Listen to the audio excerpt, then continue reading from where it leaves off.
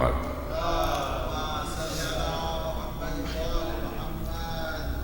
ख़वातीन और हज़रात, जैसा कि आप जानते हैं कि ये आज जो सैयद वाहिद अली साहब की बरसी की मजलिस है, हमारी कम्युनिटी के एक इंतहाई सरगर्म कारकुन थे, बहुत खिदमत की उन्होंने इस कम्युनिटी की, और आज उनको हमसे जुदा हुए 16 बरस हो गए। 16वीं बरसी हुई थी। बहुत कितनी तेज़ी से गुजरता है इसका अंदाज़ा नहीं हो सकता। अब मैं आप सब लोगों से दरख्वास्त करूँगा एक सूरह फातिहा की सैयद वाहिद अली इब्न सैयद बाकर अली।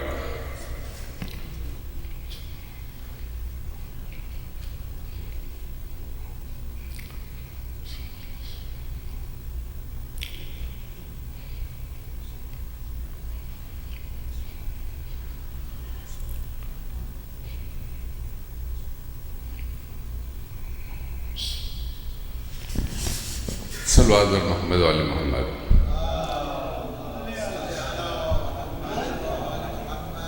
निहाल नकवी यहाँ पर हमारे साथ मौजूद हैं, और जैसे कि आप जानते हैं कि ये हमेशा ही हदीस हिस्सा पढ़ते हैं और उसी एक्टिविटीज़ में हिस्सा लेते हैं। मैं इनसे दरख्वास्त करूँगा तशरीफ़ लाएँ हदीस हिस्सा।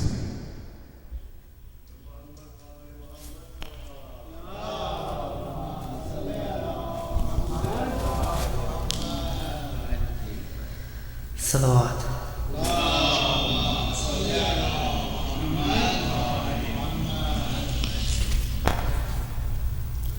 أعوذ بالله من الشيطان الرجيم.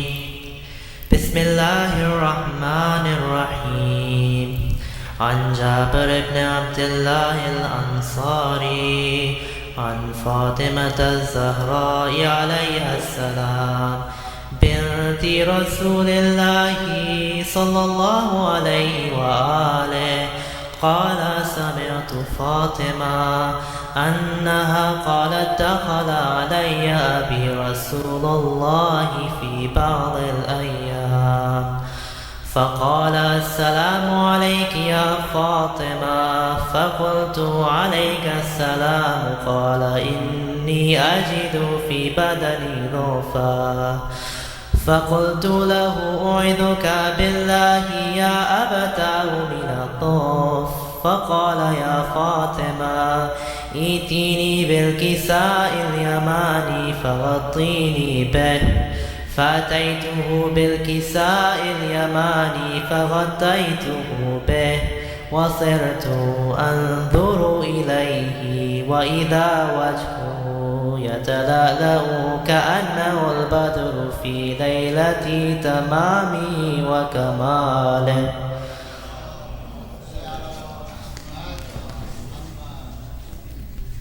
فما كانت إلا ساعة وإذا بولدي الحسن قد أقبل وقال السلام عليك يا أمه.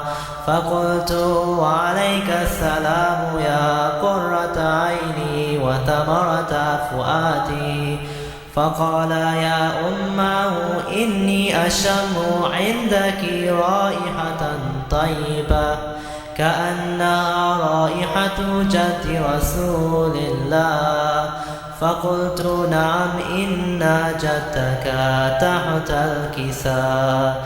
فأقبل حسن نحو الكساء وقال السلام عليك يا جداه يا رسول الله، أتأذن لي أن أدخل معك تحت الكساء؟ قال وعليك السلام يا ولدي ويا صاحب حوضي، قد أذنت لك. فدخل معه تحت الكساء فما كانت إلا ساعة وإذا بولدي الحسين قد أقبل وقال السلام عليك يا أمه. فقلت وعليك السلام يا ولدي ويا قرة عيني وثمرة فؤادي. فقال لي يا أمه إني أشم عندك رائحة طيبة كأنها رائحة جد رسول الله. فقلت نعم إن جدك وأخاك تحت الكساء. فدنا الحسين نحو الكساء وقال السلام عليك يا جدا، السلام عليك يا من اختاره الله، أتأذن لي أن أدخل معكما تحت الكساء؟ فقال وعليك السلام يا ولدي ويا شافع أمتي، قد أذنت لك. فدخل معهما تحت الكساء. الله.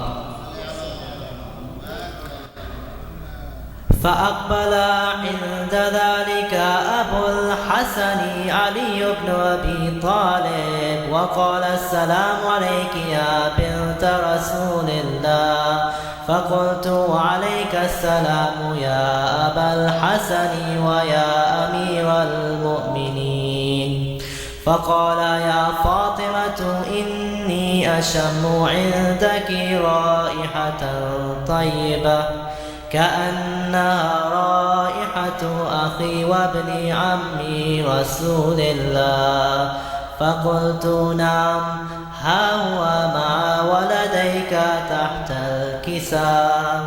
فأقبل علي نحو الكساء وقال السلام عليك يا رسول الله، أتأذن لي أن أكون معكم تحت الكساء؟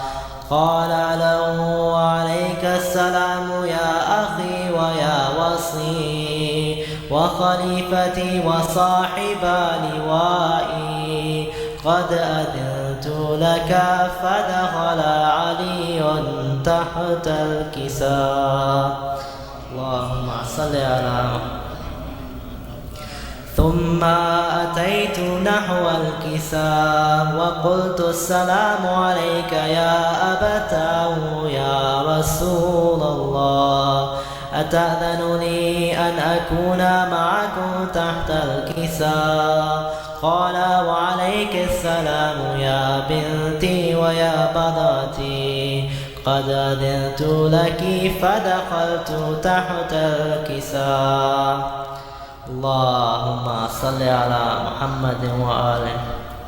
فلما اكتملنا جميعا تحت الكساء أخذ بي رسول الله بطرف الكساء وأومى بيده اليمنى إلى السماء وقال اللهم إن هؤلاء أهل بيتي وخاصتي وحامتي، لحمهم لحمي ودمهم دمي، يؤلمني ما يؤلمهم ويحزنني ما يحزنهم.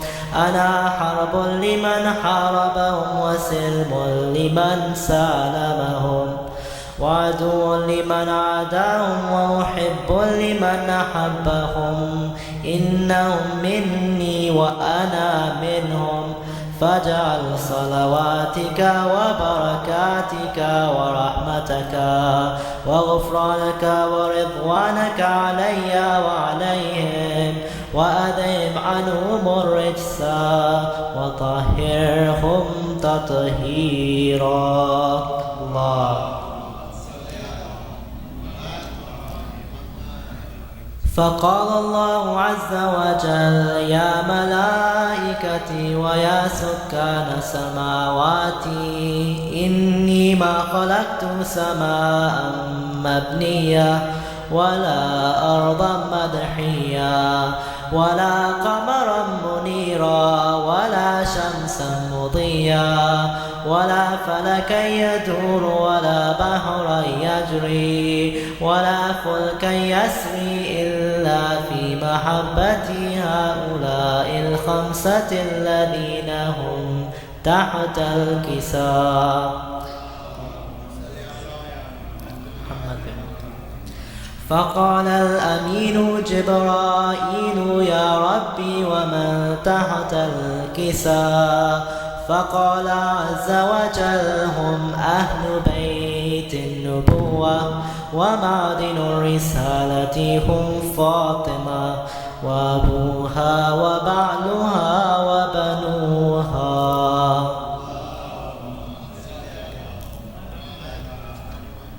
فقال جبرائيل يا ربي أتأذن لي أن أهبط إلى الأرض لأكون معهم سادسا؟ فقال الله نعم قد أذنت لك.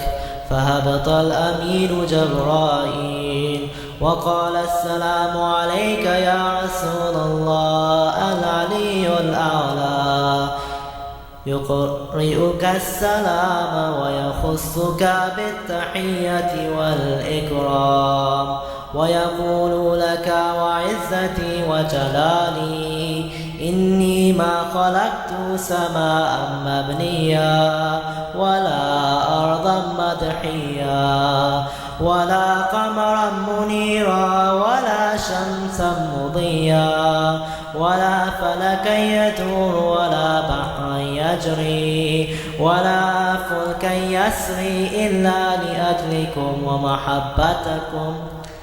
ومحبتكم وقد أذن لي أن أدخل معكم، فهل تأذن لي يا رسول الله؟ فقال رسول الله وعليك السلام يا أمين وحي الله إنه نعم قد أذنت لك.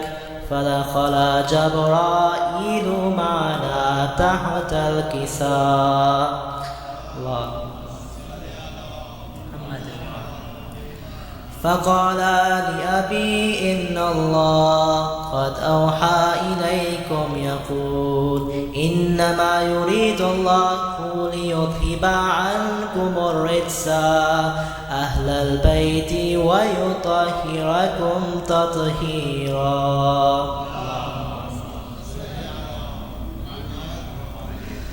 فقال علي لأبي يا رسول الله أخبرني ما لجلوسنا هذا تحت الكساء من الفضل عند الله.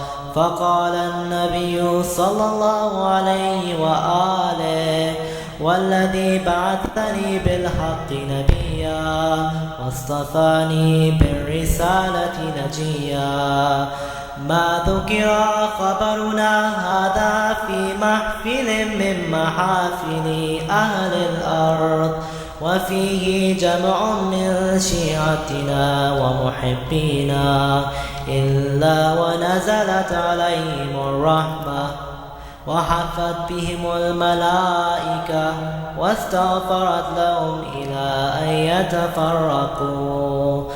فقال علي عليه السلام إذا والله فزنا وفاز شيعتنا ورب الكعبة.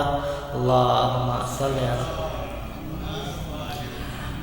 فقال أبي رسول الله صلى الله عليه وآله يا علي والذي بعثني بالحق نبيا واصطفاني بالرسالة نجيا ما ذكر خبرنا هذا في محفل من محافل أهل الأرض وفيه جمع من شيعتنا ومحبينا وفيهم مهموم إلا وفرج الله همه ولا مغموم إلا وكشف الله غمه ولا طالب حاجة إلا وقضى الله حاجته. فقال علي عليه السلام إذا والله فزنا وسعدنا وكذلك شيعتنا فازوا وسعدوا في الدنيا والآخرة ورب الكعبة. الله.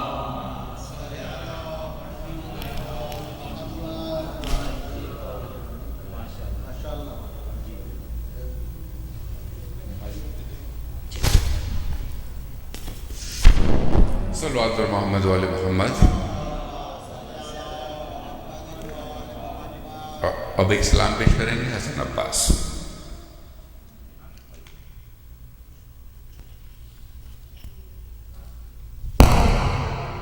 صلوات.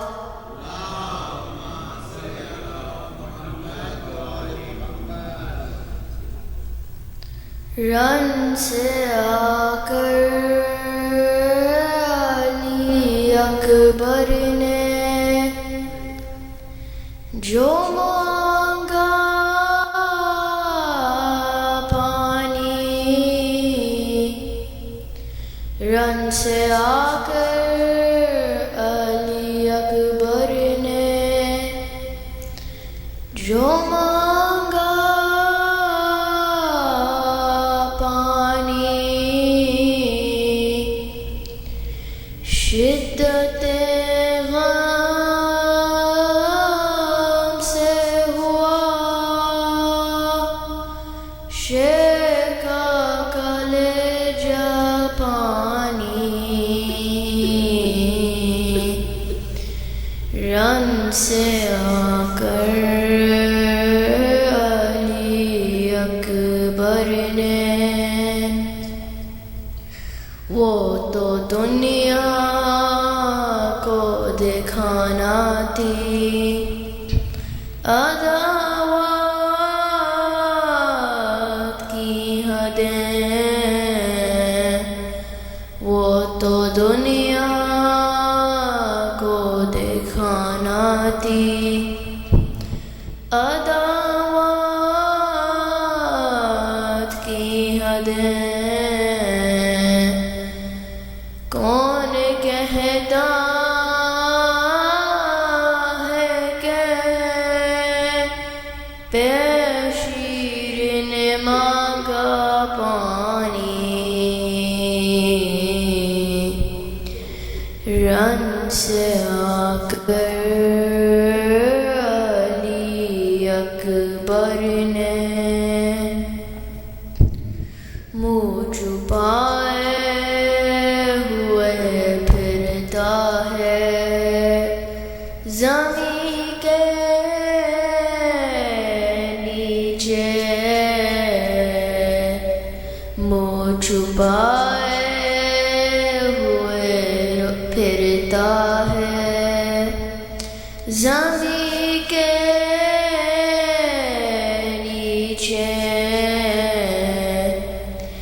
کربلا والوں سے شرمندہ ہے کتنا پانی، رن سے آ کر علی اکبر نے ایک پیاسے کا یہ پیغام ہے دنیا سن لے، ایک پیاسے کا یہ پیغام ہے دنیا سن لے، یاد کر لینا مجھے پینا جو ٹھنڈا پانی، رن سے آ کر علی اکبر نے آس دیتی تھی سکینہ، یہی ہر بچے کو آس دیتی تھی سکینہ، یہی ہر بچے کو، رن سے آتے ہیں چچا سب کو ملے گا پانی، رن سے آ کر علی اکبر نے جو مانگا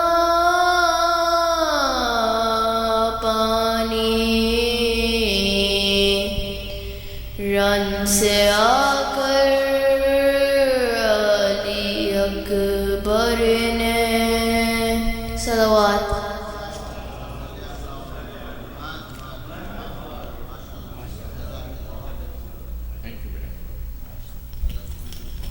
صلوات بر محمد و آل محمد. داؤد نقوی صاحب کی درخواست کروں گا، ایک سلام پیش کریں گے. داؤد نقوی.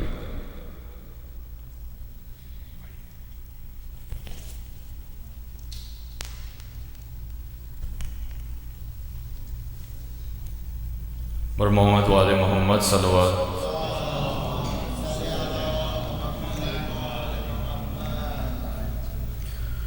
رنگی ہے خون سے کرب و بلا، دور دور تک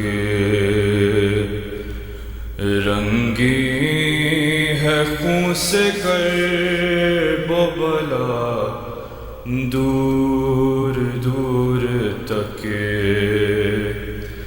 رکاس کو لے گئی ہے قضا، دور دور تک رنگی ہے خون سے کرب و بلا، دور دور تک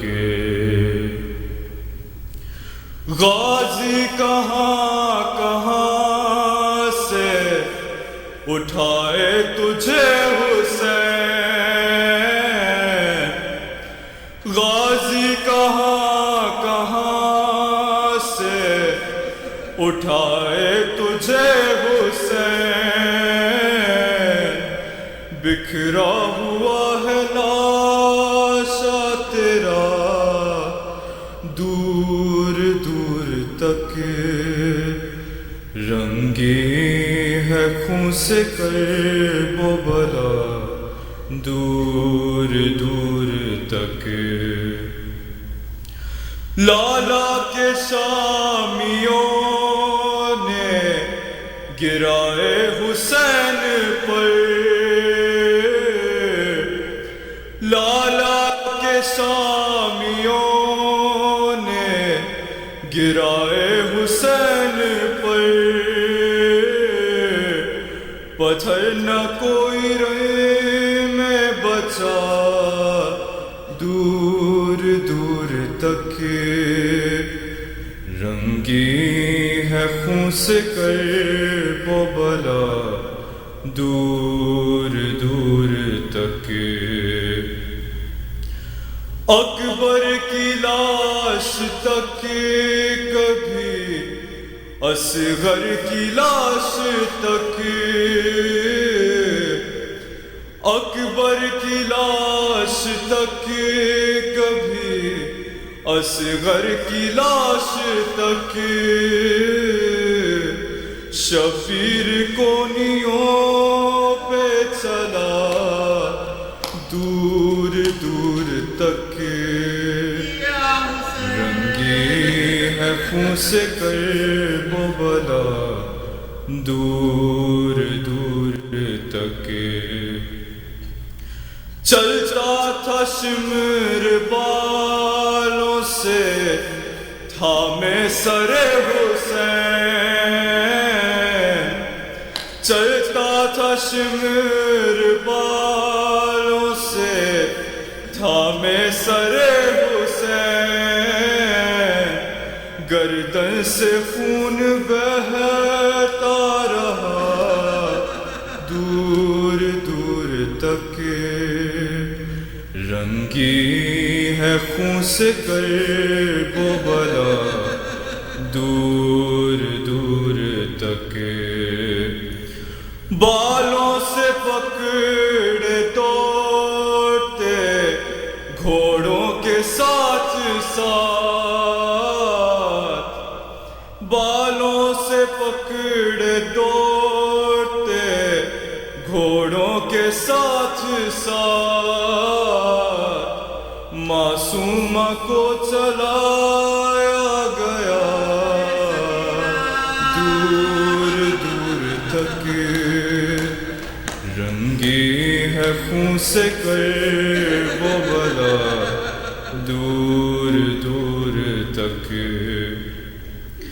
کہتا تھا شمر نیزوں پہ اتنی کرو بلند، کہتا تھا شمر نیزوں پہ اتنی کرو بلند، سب کو دکھائی دے یہ ردا دور دور تک، رنگی ہے خون سے کرب و بلا دور دور تک۔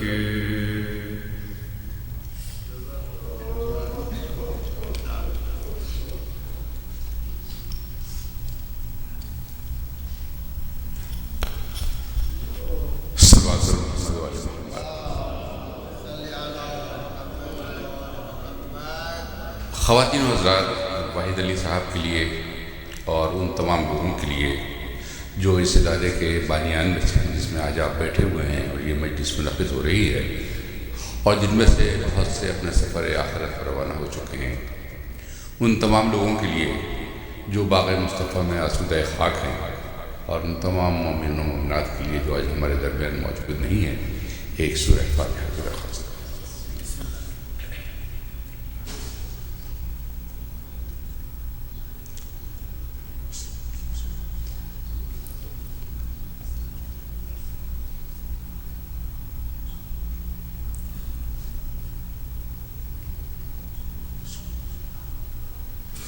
صلو علی محمد و علی محمد۔ زحمت کو شفاعت حسین صاحب کو سے پیش کریں گے۔ شفاعت حسین صاحب۔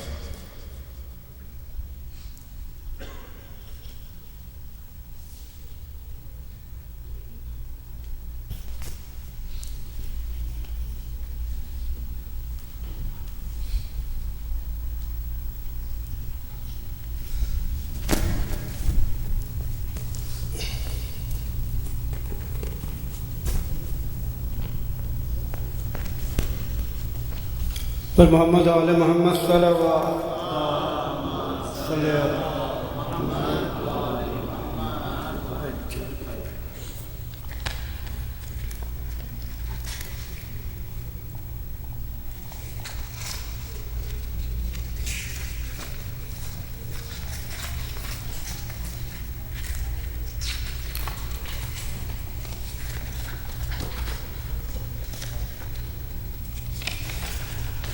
حضرات مومنین، واحد علی صاحب مرحوم ایک بہت ہی عظیم شخصیت کے مالک تھے۔ جب ہم یہاں اس کمیونٹی میں آئے تو انہوں نے، ان کی اہلیہ نے ماں باپ کا پیار دیا اور ہم ان سے بہت ہی قریب ہو گئے تھے۔ ان کی زندگی کا اہم مقصد تھا علی اور اولاد علی کی خدمت کرنا، اور اس میں انہوں نے بڑی جد و جہد کی۔ مجھے یقین ہے شہزادی کونین نے انہیں جنت میں جگہ دی ہوگی، ان کی شفاعت ملی ہوگی۔ آج کی شب جو کہ عید اکبر ہے، یہ ضرور جو بھی مومنین ہیں وہ خوشیاں منا رہے ہوں گے، اور آج کی مجلس میں اگر عید اکبر کا ذکر نہ ہو تو یہ مرحوم کو ہمارے خیال سے قبول نہیں ہوگی۔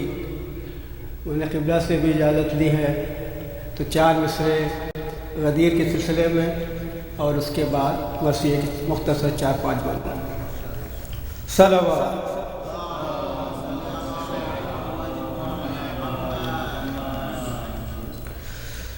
ہے تمام نشر ولایت غدیر میں، ہے تمام نشر ولایت غدیر میں، حضور لے جا لی جاتی ہے ہر ایک سے بیعت غدیر میں لی جاتی ہے ہر ایک سے، بیعت غدیر میں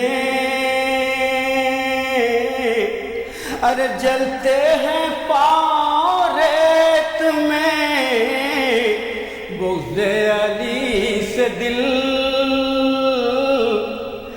جلتے ہیں پاؤں ریت سے، بغض علی سے دل،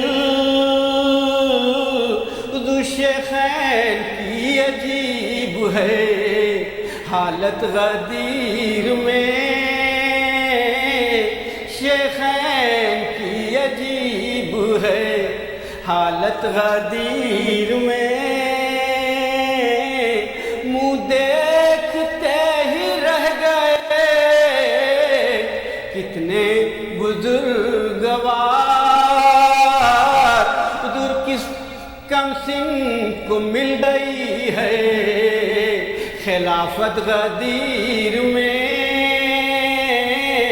کم سن کو مل گئی ہے خلافت غدیر میں۔ صلوات۔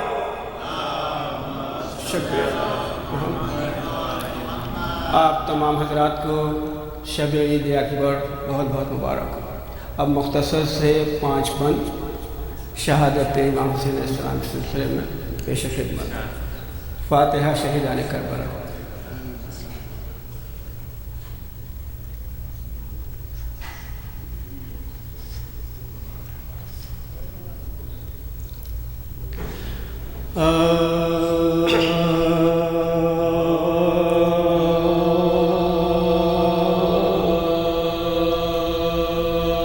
جب پریشان ہوئی مولا کی جماعت رن میں، جب پریشان ہوئی مولا کی جماعت رن میں، ہر نمازی کو پسند آئی اقامت رن میں، قبلہ دین نے کیا قصد عبادت رن میں، شکل محراب بنی تیغ شہادت رن میں، شکل محراب بنی تیغ شہادت رن میں، غول ہوا اس کو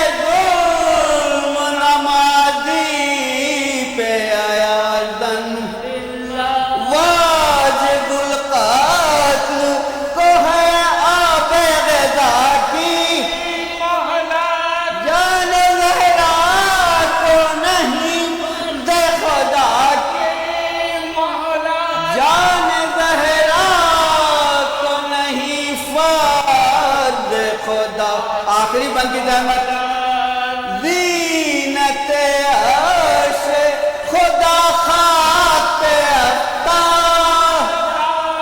نہ بچھونا ہے نہ مسند ہے نہ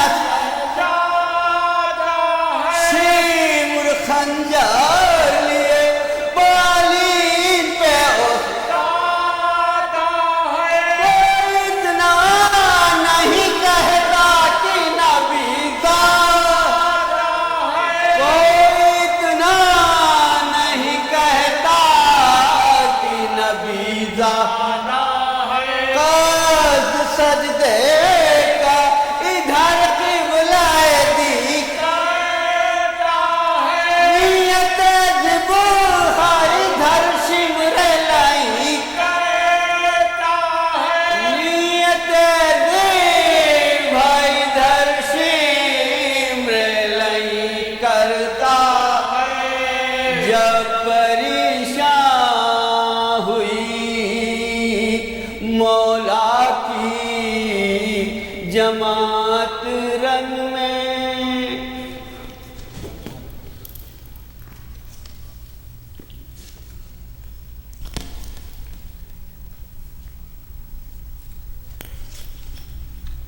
صلو علی محمد و علی محمد.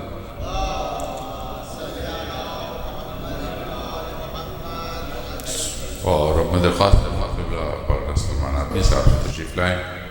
مجھے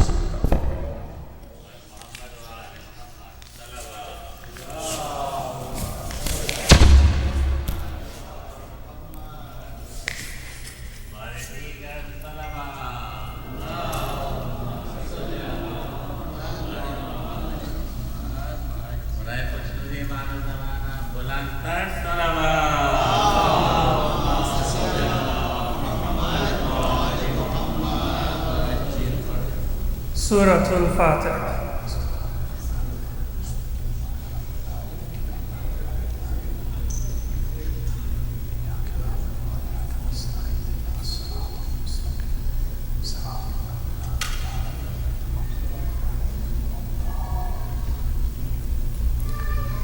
أعوذ بالله من الشيطان الرجيم.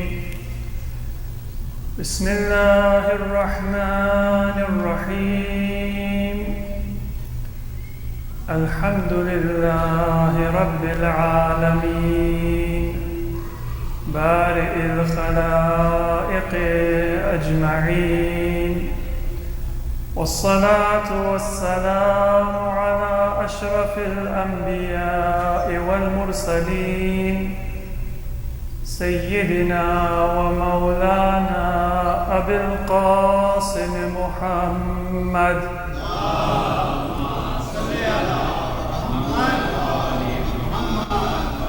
وعلى أهل بيته الطيبين الطاهرين الهداة المهديين، ولعنة الله على أعدائهم إلى قيام يوم الدين.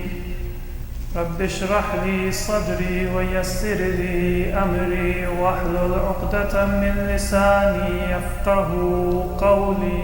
أما بعد، فقد قال الله عز وجل في القرآن المجيد وهو أصدق القائلين. بسم الله الرحمن الرحيم. قل لا أسألكم عليه أجرا إلا المودة في القربى. صلوات على محمد.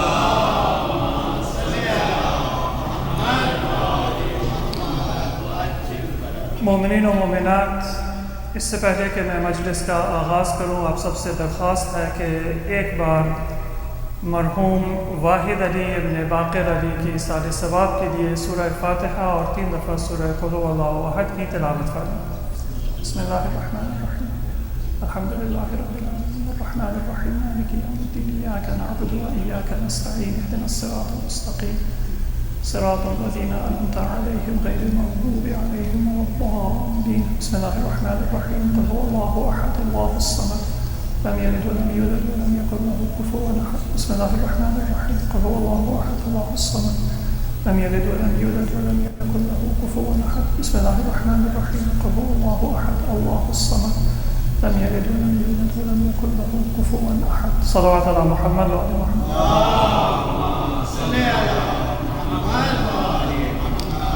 ہمارے پاس وقت نہایت مختصر ہے اور اس قلیل مدت میں کوشش کروں گا کچھ معروضات آپ کی خدمت میں پیش کروں انشاءاللہ، مرحوم کے ایصال ثواب کے لیے اور ہم سب کے فائدے کے لیے. یہی ذخیرہ ہے دنیا و آخرت کا، یہی مجالس، یہی تذکرہ اہل بیت علیہم الصلاۃ والسلام. آپ سب واقف ہیں کہ یہ ایک ایصال ثواب کی مجلس بھی ہے اور یہ ماہ ذوالحجہ کا مہینہ بھی ہے. اس مہینے کو علماء نے ماہ ولایت کے نام سے جانا ہے.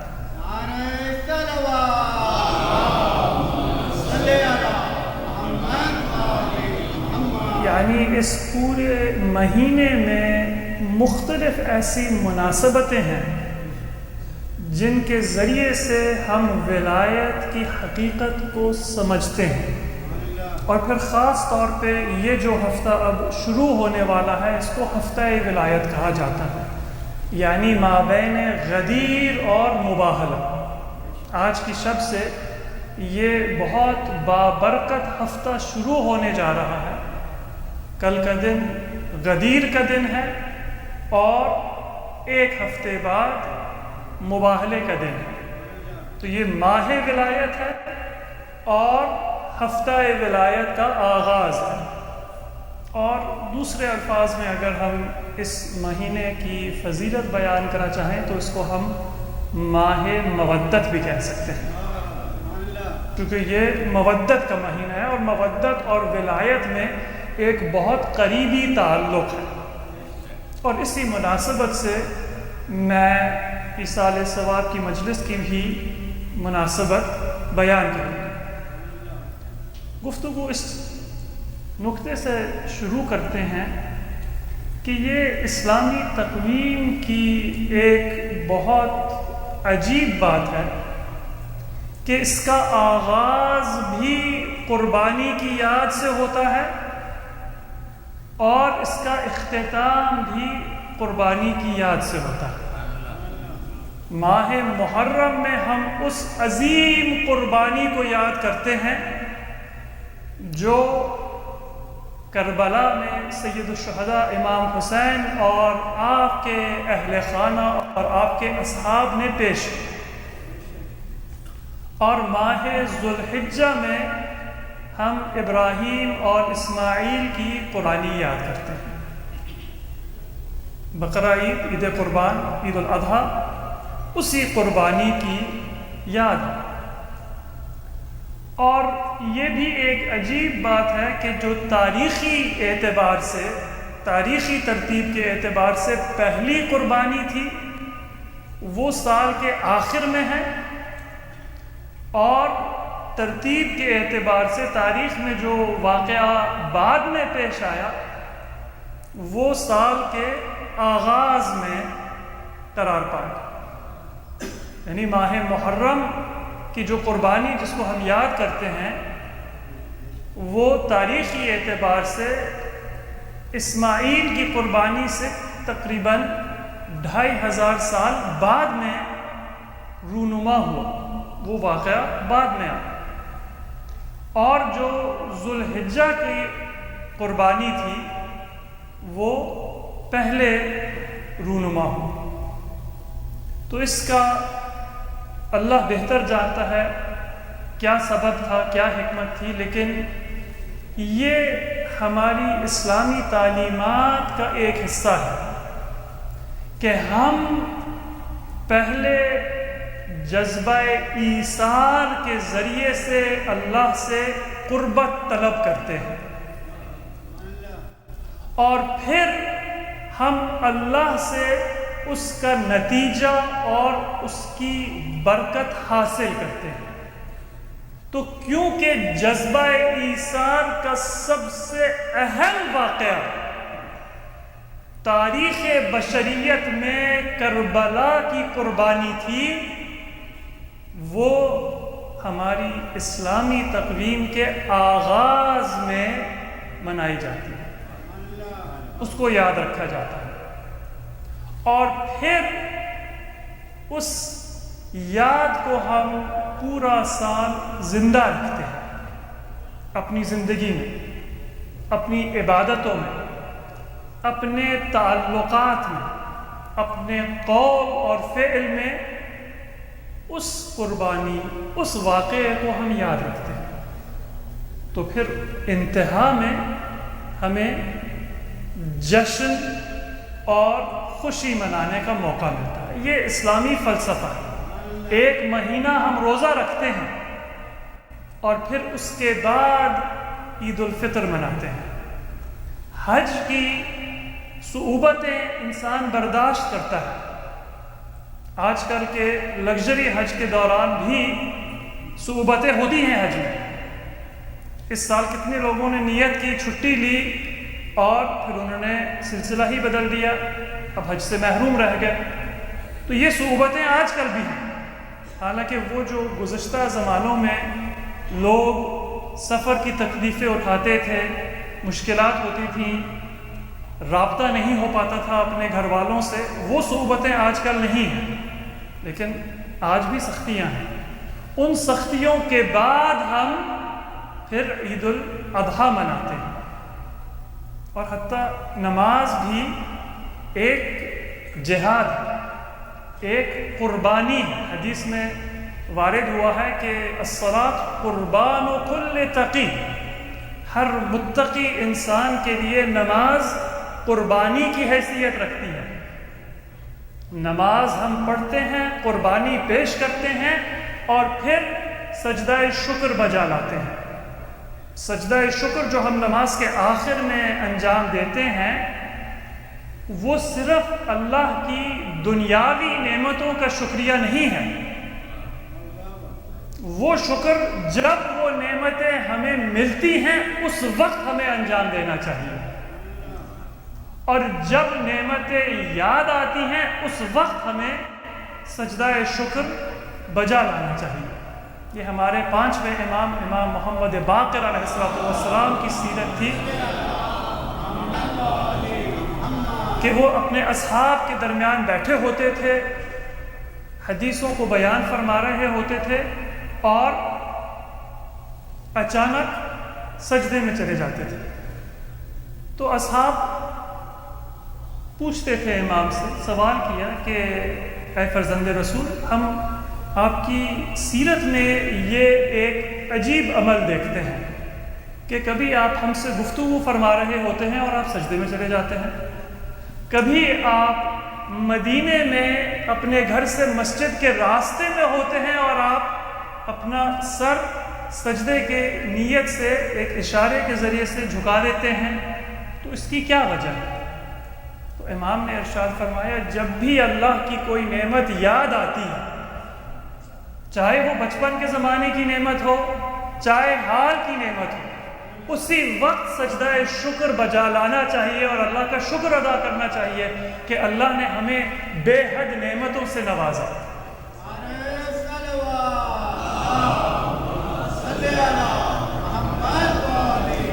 یہ جو سجدہ شکر ہم نماز کے آخر میں انجام دیتے ہیں، یہ ایک خاص نعمت کا شکر ہے، اور وہ خود نعمت نماز ہے۔ کتنے افراد ہیں اس دنیا میں جو اسلام کے پیغام سے ناواقف ہیں، نابلد ہیں؟ کتنے لوگ ہیں جو نام نہاد مسلمان ہیں لیکن ان کو توفیق نماز نہیں ہوتی؟ ہم جب نماز پڑھ لیتے ہیں تو ہمارے اندر غرور نہیں ہونا چاہیے کہ ہم نے ایک بہت بڑا کام کر لیا، اللہ کے اوپر کوئی احسان کر لیا، بلکہ ہمیں مزید انکساری ہونی چاہیے کہ اللہ نے ہمیں توفیق دی اور ہمیں ہدایت دی کہ ہم اس خاص وقت میں جب اللہ حاجتوں کو قبول کرتا ہے اور دعاؤں کو مستجاب کرتا ہے، اس وقت میں اللہ نے ہمیں توفیق عبادت دی ہے۔ تو روزوں کے بعد عید ہوتی ہے، حج کے بعد عید ہوتی ہے، نماز کے بعد سجدہ شکر انجام دیتے ہیں۔ یہ اسلام کا دستور ہے کہ پہلے آپ قربانی کے لیے تیار ہوں، اور جب آپ قربانی دے چکے ہوں، جب آپ اپنا جذبہ ایثار دکھا چکے ہوں، تو پھر اللہ سبحانہ و تعالی نعمتیں بھیجتا ہے۔ محرم میں ہم اس قربانی کو یاد کرتے ہیں اور اپنی ایثار کی تیاری کو بیان کرتے ہیں، پیش کرتے ہیں اللہ کی خدمت میں۔ اور پھر ذوالحجہ میں اسی ولایت اور اسی مودت کا جشن مناتے ہیں۔ صلوات علی محمد ان مع العسر یسرا۔ آج کی تہذیب میں سمجھنا مشکل ہے لوگوں کے لیے، کیونکہ لوگ ادھار پہ بہت سی چیزیں خرید لیتے ہیں۔ ہم چاہتے ہیں کہ پہلے ہم لطف لیں اور بعد میں انشاءاللہ اس کی قیمت ادا کر لیں گے، لیکن زندگی میں کامیابی کا راز یہ نہیں ہے۔ پہلے مشکلات ہوتی ہیں، قربانی دینی ہوتی ہے، اور پھر بعد میں اس کا پھل ملتا ہے۔ دنیا میں بھی یہی دستور ہے اور آخرت کے لیے بھی یہی دستور ہے۔ اب قرآن میں ارشاد ہے کہ یہ جو مودت اور ولایت ہے، جس کو ہم محرم میں بھی یاد کرتے ہیں، ذوالحجہ میں بھی یاد کرتے ہیں، اور دوران سال مختلف مناسبات سے یاد کرتے ہیں، یہ اجر رسالت ہے۔ قُلْ لَا أَسْأَلُكُمْ عَلَيْهِ أَجْرًا إِلَّا الْمَوَدَّةَ فِي الْقُرْبَى۔ اجر رسالت کچھ نہیں ہے سوائے مودت قربہ۔ اب امت نے جب یہ آیت پڑھی تو مختلف تفسیریں پیش کی۔ ایک تفسیر جو صحیح طریقے سے روایت ہوئی ہے، ہر تفسیر کی کتاب میں ذکر ہوئی ہے، ہر حدیث کی کتاب میں ذکر ہوئی ہے، اور متواتر طریقے سے ذکر ہوئی ہے، وہ یہ کہ مودت قربہ سے مراد رسول خدا محمد مصطفیٰ کے اہل بیت ہیں۔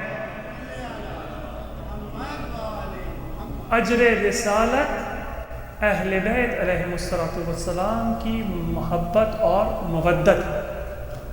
لیکن بہت سے مسلمانوں کو یہ بات اس طرح سے ہضم نہ ہو سکی، تو انہوں نے اور مختلف تفسیریں پیش کی۔ ایک تفسیر یہ بیان کی گئی کہ مراد آپ کے اپنے قرابت دار ہیں۔ المودۃ فی القربہ یہ ایک عام تعبیر ہے اہل قربہ کی مودت۔ قرآن نے انسان کی عقل اور شعور پہ اعتماد کر کے یہ بیان نہیں کیا صراحت کے ساتھ کہ یہ اہل بیت رسول ہے، چونکہ صرف باشعور اور عقل مند انسان ہی اس مودت کا حق ادا کر سکتا ہے۔ تو کچھ لوگوں نے کہا کہ مراد یہ ہے کہ آپ اپنے گھر والوں سے محبت کریں، اپنے اہل بیت سے محبت کریں، اپنے والدین سے، اپنے بچوں سے، اپنے رشتہ داروں سے، اور یہی اجر رسالت ہے۔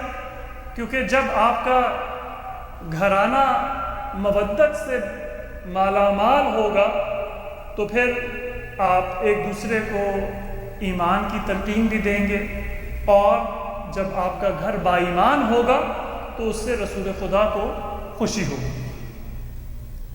تو کیا یہ تفسیر صحیح ہے؟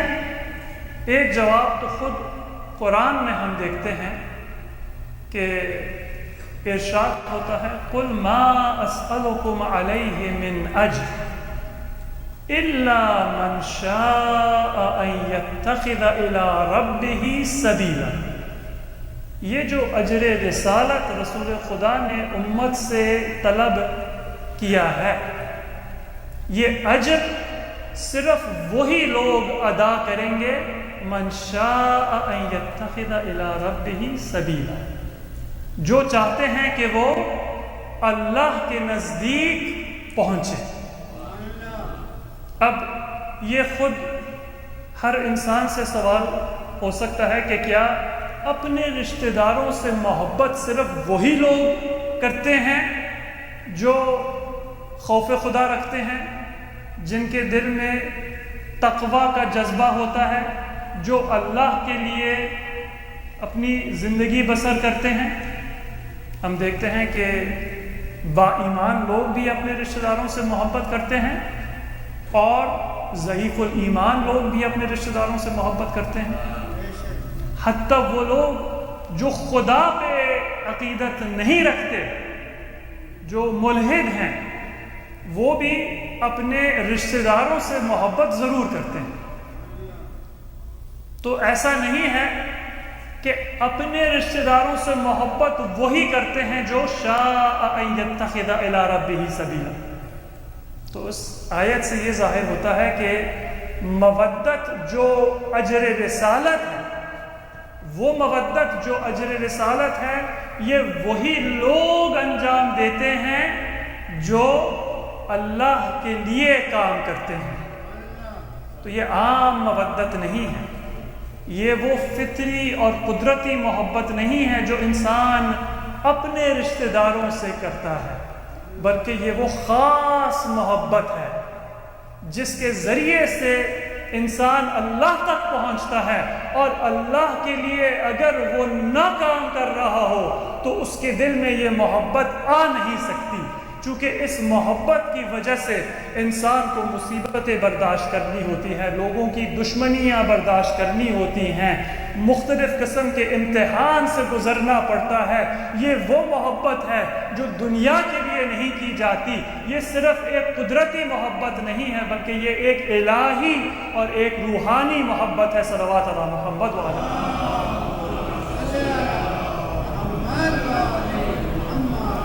لیکن ہم اسی مسئلے کو ایک اور نگاہ سے بھی دیکھ سکتے ہیں، اور وہ یہ کہ ٹھیک ہے، اگر آپ اس آیت سے مراد یہ لیتے ہیں کہ انسان اپنے عزیزوں سے محبت کرے، اپنے قرابت داروں سے محبت کرے، تو یہ غلط نہیں ہے، لیکن سوال یہ ہے کہ ہمارے قرابت دار کون ہیں؟ یعنی اگر میں اپنے رشتہ داروں کو گننا چاہوں تو ظاہر ہے کہ میرے چچا بھی میرے رشتہ دار ہیں، میرے ماموں بھی میرے رشتہ دار ہیں، میرے والدین بھی میرے قرابت دار ہیں، میری اولاد بھی میرے قرابت دار ہیں، اجداد، دور کے رشتہ دار، قریب کے رشتہ دار، رشتہ داریاں تو بہت ہوتی ہیں۔ سب سے قریبی رشتہ داری ہماری کس سے ہے؟ ایک تو ہم نے جواب بیان کیا کہ یہ ایک خاص محبت ہے، یہ ایک الہی اور روحانی محبت ہے، دنیاوی محبت نہیں ہے۔ لیکن ایک دوسری نظر سے اگر دیکھا جائے تو یہ کہنا بھی غلط نہیں ہے کہ اجر رسالت آپ کے اپنے قرابت داروں سے محبت کرنے کا نام ہے، لیکن ہمیں یہ جاننا ہوگا کہ ہمارے قرابت دار کون ہیں۔ اور یہ میں ایک روایت کے ذریعے سے بیان کروں گا۔ بخاری میں روایت ہے کہ حضور محمد مصطفیٰ صلی اللہ علیہ وآلہ نے ارشاد فرمایا، لا یکون احدکم مؤمنا لا یؤمن احدکم، تم میں سے کوئی بھی مومن نہیں ہو سکتا حتی اکون احب الیہ من والدہ وولدہ والناس جمیعا۔ مومن وہی ہوتا ہے جس کے لیے اس کے اپنے والدین سے زیادہ اور اپنی اولاد سے زیادہ اور ہر انسان سے زیادہ رسول خدا عزیز اور محبوب ہو۔ صلوات علی محمد۔ ہمارے قرابت دار بہت ہیں، لیکن سب سے قریبی رشتہ ہمارا اپنا رسول خدا سے ہے، اور رسول خدا کے جو اہل بیت ہیں وہ ہمارے گھر والوں سے زیادہ ہم سے قریب ہیں۔ ان کی محبت ہمارے اپنے اعزاء و اقربا کی محبت سے زیادہ ہمارے لیے اہم ہے۔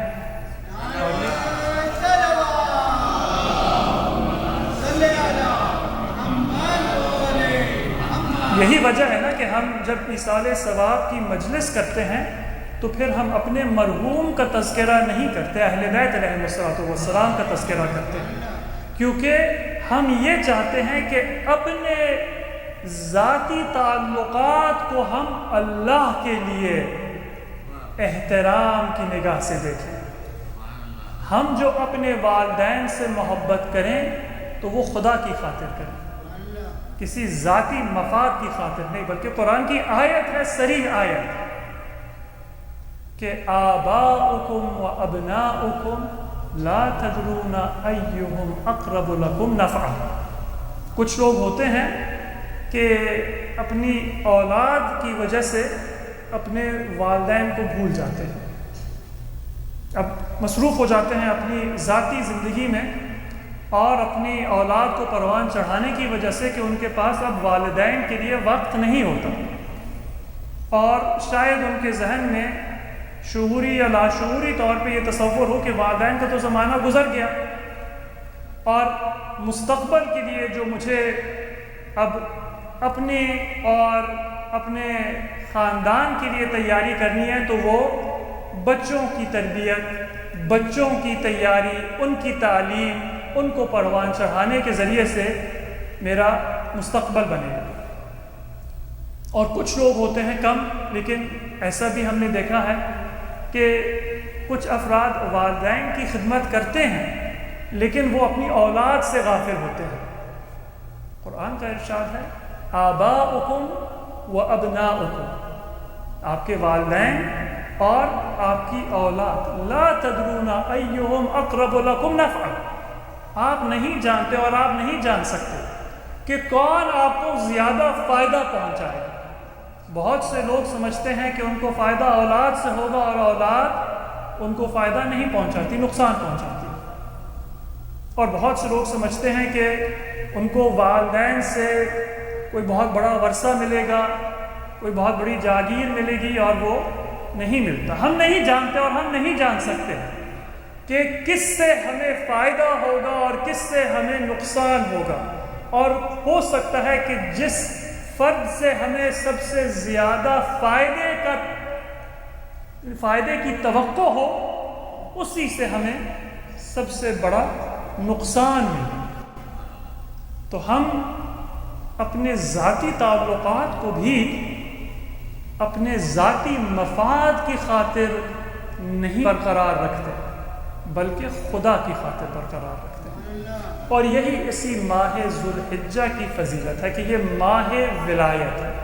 اس میں اللہ سبحانہ و تعالیٰ نے امت کو بیان کیا ہے کہ اہل بیت علیہم السلام کی مرکزیت اور ان کی فضیلت کیا ہے۔ یہ فضیلت کیوں بیان ہوئی ہے؟ کیونکہ اگر میں چاہتا ہوں کہ میں اپنی ذاتی زندگی میں اللہ کی قربت حاصل کروں، اگر میں چاہتا ہوں کہ میں ایک باتقوی زندگی بسر کروں، اگر میں چاہتا ہوں کہ میں اپنی زندگی میں فضیلتیں اپنی زندگی میں زندہ کر سکوں، اپنے کردار میں، اپنے اعمال میں، تو ایک ہی ذریعہ ہے، اور وہ یہ کہ میں اہل بیت علیہم السلام سے اپنا رشتہ جوڑوں اور اس کو مضبوط کروں۔ اس تذکرے سے نہ صرف ہم اہل بیت کے فضائل کو بیان کرتے ہیں اور یاد رکھتے ہیں، بلکہ وہی فضیلتیں ہم اپنی زندگی میں اور اپنے گھروں میں زندہ کرتے ہیں۔ ماہ ذوالحجہ میں سب سے پہلی تاریخ وہ تاریخ ہے جس میں مولا کائنات اور جناب فاطمہ زہرا سلام اللہ علیہا کی شادی ہوئی۔ کچھ روایتوں کے مطابق پہلی ذی الحج اور کچھ روایتوں کے مطابق چھٹی ذی الحج، لیکن اسی مہینے کے آغاز میں یہ مقدس خاندان اس کی شروعات ہو جس سے امامت اور ولایت کا سلسلہ تا قیامت آگے چلے۔ اسی مہینے میں ایک بہت اہم واقعہ ہوا جس کو تاریخ اسلام نے یا تحریف کیا یا اس کو بھلانے کی کوشش کی۔ سد الابواب، سد الابواب وہ واقعہ ہے کہ جس میں رسول خدا محمد مصطفیٰ صلی اللہ علیہ وآلہ نے حکم کیا کہ جن جن مہاجرین کے گھر اطراف مسجد نبوی میں بنے تھے اور ان کے دروازے مسجد کے صحن میں کھلتے تھے، ان سب دروازوں کو بند کیا جائے سوائے مولا کائنات علی ابن ابی طالب علیہ السلام کا دروازہ۔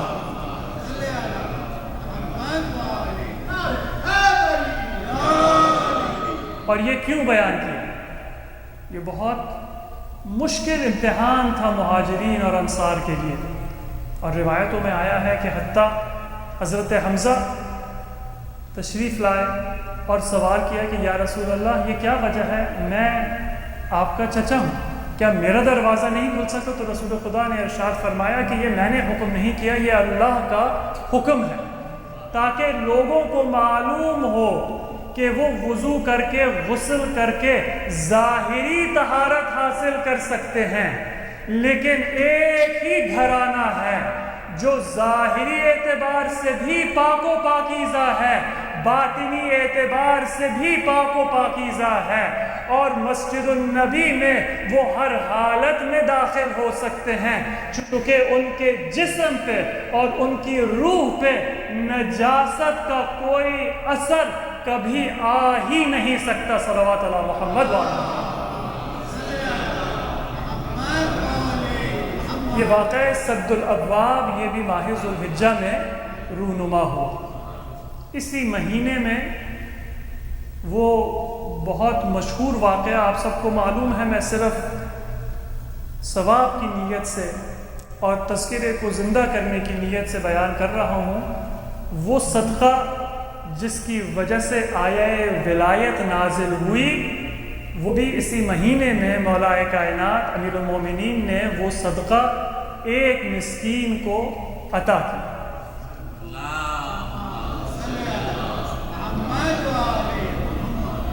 ایک انگوٹھی نہیں تھی، وہ ایک بہانہ تھا کہ سورہ مائدہ کی آیت نازل ہوئی، انما ولیکم اللہ ورسولہ والذین آمنوا الذین یقیمون الصلاة ویؤتون الزکاة وهم راکعون۔ اس آیت کو آیہ ولایت کہتے ہیں، اور یہ ولایت علی و آل علی کو بیان کرتی ہے۔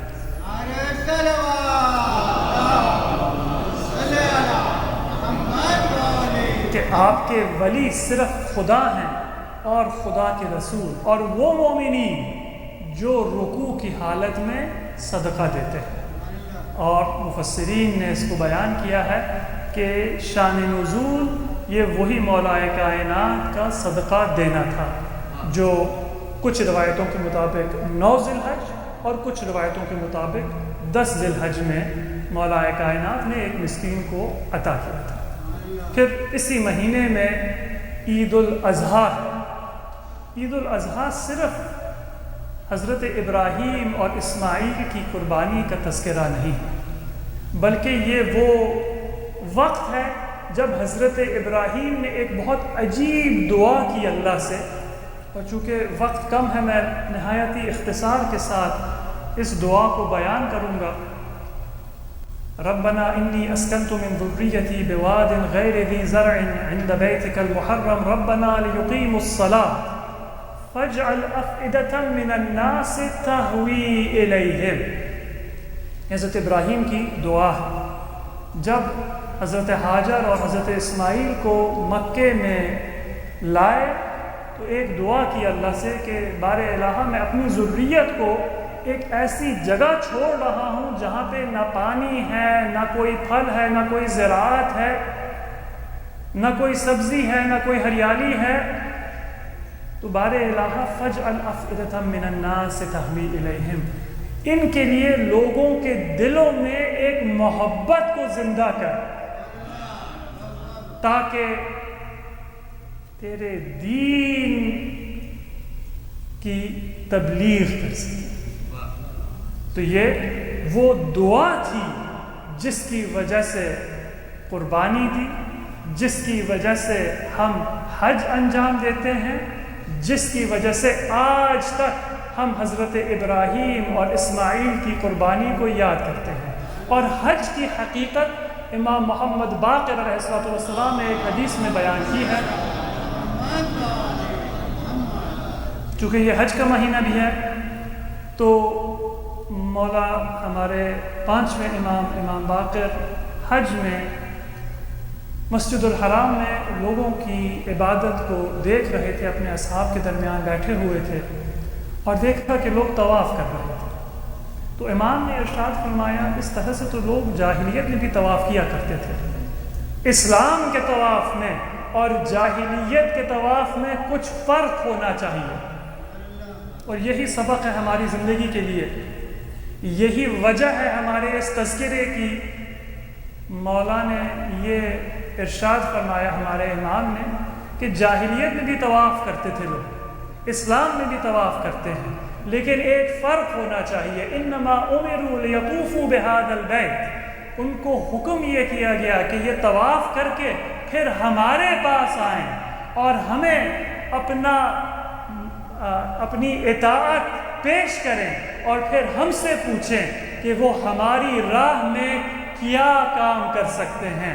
حج کا مفہوم صرف یہ نہیں ہے کہ ہم خانہ خدا کی زیارت کریں، طواف کریں، سعی کریں اور عرفہ میں اور مینا میں وہ عبادتیں بجا لائیں، بلکہ حج کا مقصد یہ تھا کہ ہم خانہ خدا تک پہنچیں تاکہ ہم اہل بیت کی اطاعت اور ان کی پیروی کر سکیں اور ان سے ہم سبق لے سکیں کہ ہم اپنی زندگی میں کیا کر سکتے ہیں تاکہ ان کی راہ میں ہم خدمت کر سکیں۔ صلوات علی محمد یہ ایک سفر ہے اللہ کی جانب، صرف ایک عبادت یا ایک ریچول نہیں ہے، بلکہ ایک زندہ عبادت ہے جس سے نہ صرف ہم مستقبل کی قربانیاں یاد کرتے ہیں بلکہ ماضی کی قربانیاں یاد کرتے ہیں، بلکہ مستقبل کی قربانیوں کے لیے آمادہ ہوتے ہیں۔ اور آخری 2 مناسبتیں اور پھر مسائل کی طرف آگے بڑھتے ہیں۔ یہ غدیر کا مہینہ ہے جس میں مولا کائنات کی ولایت کا بیان ہوا۔ یہ مباہلے کا مہینہ ہے جس میں یہ بیان کیا گیا کہ اسلام کی نمائندگی صرف پنجتن کر سکتے ہیں اور کوئی نہیں۔ بعد میں اگر لوگوں نے یہ کہا کہ ہمیں اسلام سیکھنا ہے صحابہ سے، تو پھر ان سے یہ سوال کرنا چاہیے کہ مباہلے میں صحابہ تو بہت تھے، ان کو سرور کائنات محمد مصطفیٰ صلی اللہ علیہ وآلہ حجت پیش کرنے کے لیے کیوں نہیں رہے؟ اسی سے ہم یہ سمجھتے ہیں کہ اسلام کی نمائندگی وہی کر سکتے ہیں جو روز مباہلے پیغمبر کے ساتھ تھے، اور یہی روز مباہلے کا دن جو ہے یہ بیعت ظاہری کا بھی دن ہے، کیونکہ خلیفہ ثالث کا قتل اسی ماہ ذو الحجہ میں ہوا، اور غدیر اور مباہلے کے درمیان اہل مدینہ نے ظاہری اعتبار سے مولا کائنات سے بیعت کی۔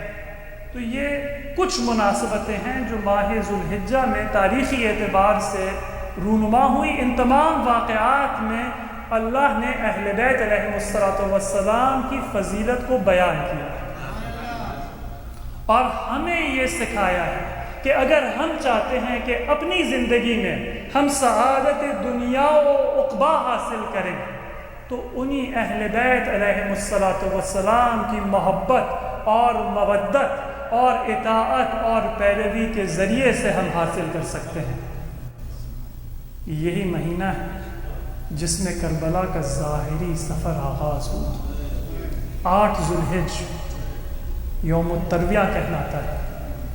حجاج عرفات کے سفر کے لیے تیار ہوتے ہیں، اور ہمارے تیسرے امام سید الشہداء اپنے ساتھیوں سے کہتے ہیں، اپنے گھر والوں سے کہتے ہیں کہ اس سال ہم مکے میں حج نہیں کر سکتے، ہمارا ایک اور حج ہے اور ہم اپنی قربانی منا میں نہیں کربلا میں پیش کریں گے۔ 8 ذوالحج کا جو سفر شروع ہوا، 2 محرم کو مولا کربلا پہنچے، اور جب مولا نے اپنا گھوڑا روکا تو روایتوں میں ملتا ہے کہ جناب زینب امام کی خدمت میں تشریف لائیں، فرمایا کہ بھیا کیا ایسا ممکن ہے کہ ہم خیمے اس جگہ نہ لگائیں، کہیں اور آگے بڑھیں، کسی اور جگہ قیام کریں؟ جب سے ہم اس دشت میں داخل ہوئے ہیں میرے دل میں ایک عجیب قسم کا اضطراب ہے، ایک قلق ہے۔ مولا نے ارشاد فرمایا کہ اے بہن زینب، جب ہم صفین کے راستے میں جا رہے تھے تو میں اور میرے بھائی حسن میں بابا کے ساتھ تھے، امیر المومنین نے راستے میں اپنے لشکر سے کہا کہ رکا جائے، کچھ دن اسی دشت میں قیام فرمایا۔ مولا نے اپنی آنکھیں بند کی، پتہ نہیں اس حالت میں کیا دیکھا کہ داڑھی آنسوؤں سے بھیگ گئی۔ ہم نے استفسار کیا بابا آپ نے کیا دیکھا؟ مولا نے کہا یہاں پہ ایک عظیم قربانی پیش ہوگی، میں نہ ہوں گا، میرا بیٹا حسن نہ ہوں گے، لیکن اے بیٹا حسین ہماری جانب سے قربانیاں پیش ہوں گی، اللہ آپ کو صبر عطا کر۔ بہن زینب بس اس وقت سے آج تک میں اسی جگہ کا انتظار کر رہا ہوں۔ جناب زینب نے کہا کہ اگر بابا کی دعا تھی، اگر بابا نے اس جگہ کو انتخاب کیا تھا اور بیان کیا تھا تو میں تیار ہوں۔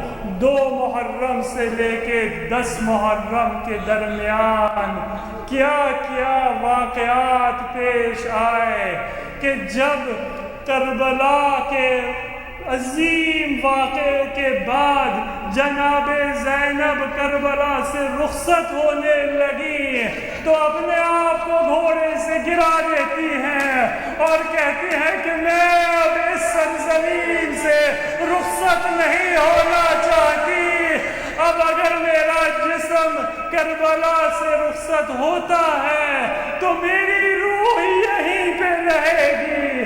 وہ کیا واقعہ تھا، وہ کیا وجہ تھی؟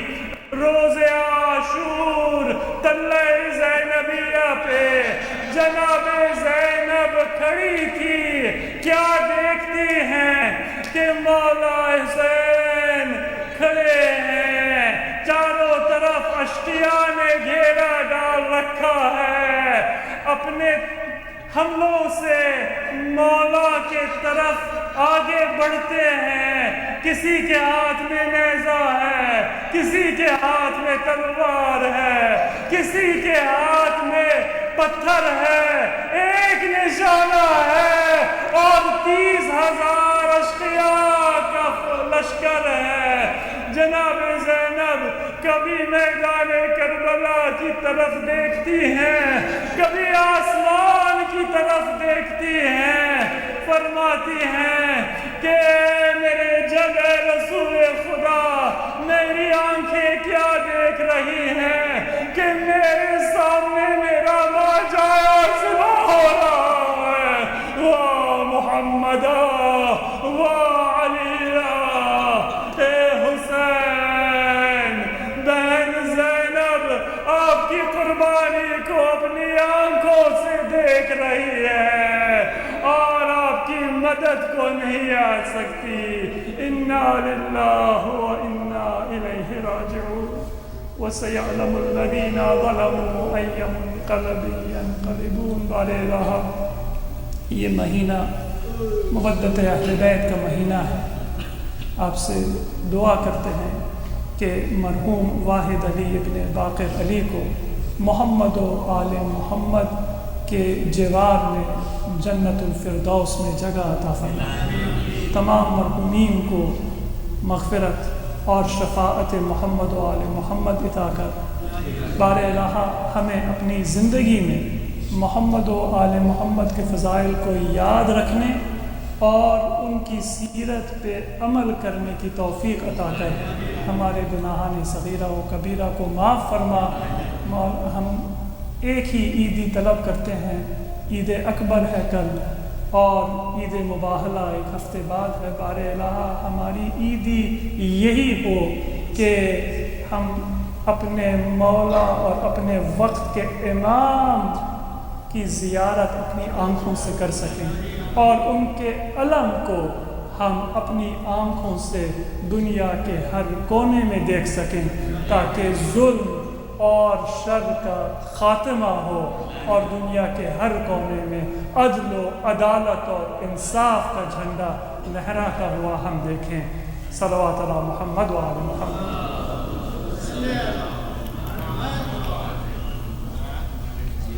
ایک بار پھر میں آپ سب سے درخواست کرتا ہوں کہ مرحوم واحد علی ابن باقر علی کے ایصال ثواب کے لیے سورہ فاتحہ کی تلاوت کریں۔ بسم اللہ الرحمن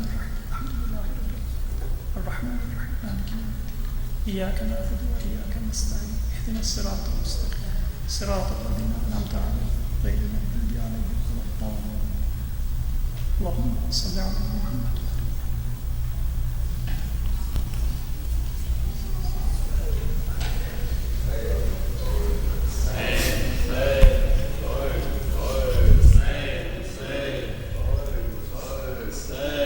آدھے رضی سے میں درخواست کروں گا نہ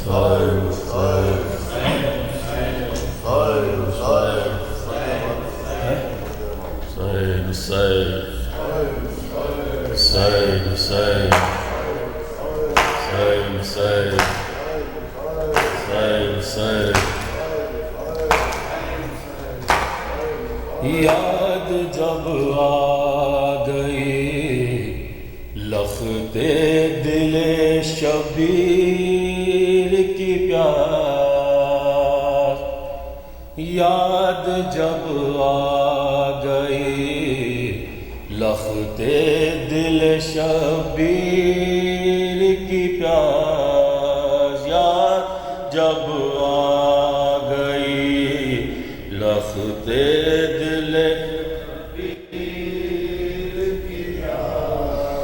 خاک پر خون سے عباس نے تحریر کی پیاس، یاد جب آ گئی لخت دل پانی چلو میں ہے عباس کے اشکاخوں میں، پانی چلو میں ہے عباس کے اشکاخوں میں، پانی چلو میں ہے عباس کے اشکاخوں میں، اور تصور میں ہے دل شہ دلگیر کی پیاس، یاد جب آ گئی لخت دل سامنے آتی ہے جب مشک علم کے ہمراہ، سامنے آتی ہے جب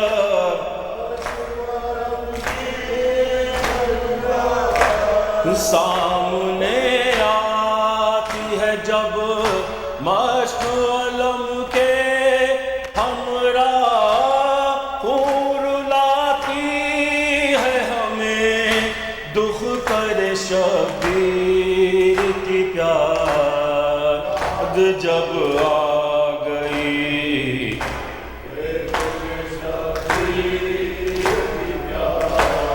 کاٹ کر لے گئے سر نوک سنا سے ظالم کاٹ کر لے گئے سر نوک سنا پر کاٹ کر لے گئے سر نوک سنا پر ظالم حلق بے شیر سے ٹھنڈی نہ ہوئی تیر کی پیار جب آ گئی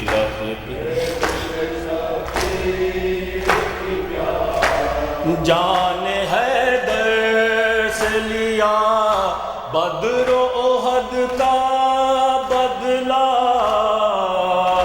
حیدر سے لیا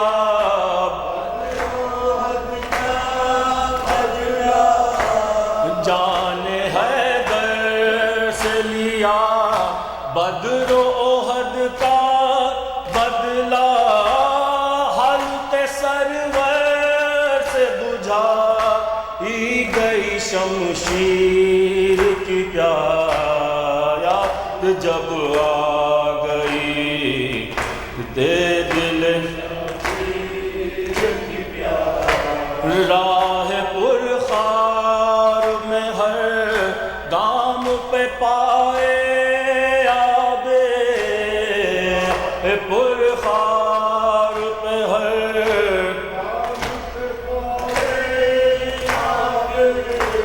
راہ پرخار پہ ہر گام پہ پائے آبے خون دے دے کے بجھائی گئی زنجیر کی پیار جب آ گئی یفتے جب کبھی تذکرائے تشنہ لبی ہوتا ہے کبھی تذکرائے تشنہ لبی ہوتا ہے جب کبھی تذکرائے تشنہ لبی ہوتا ہے اور بڑھ جاتی ہے کچھ ماتم شبیر کی پیار جب آ گئی لفتے دل شبیر کی پیار یاد جب آ گئی دل شبیر کی پیار سر اللہ سر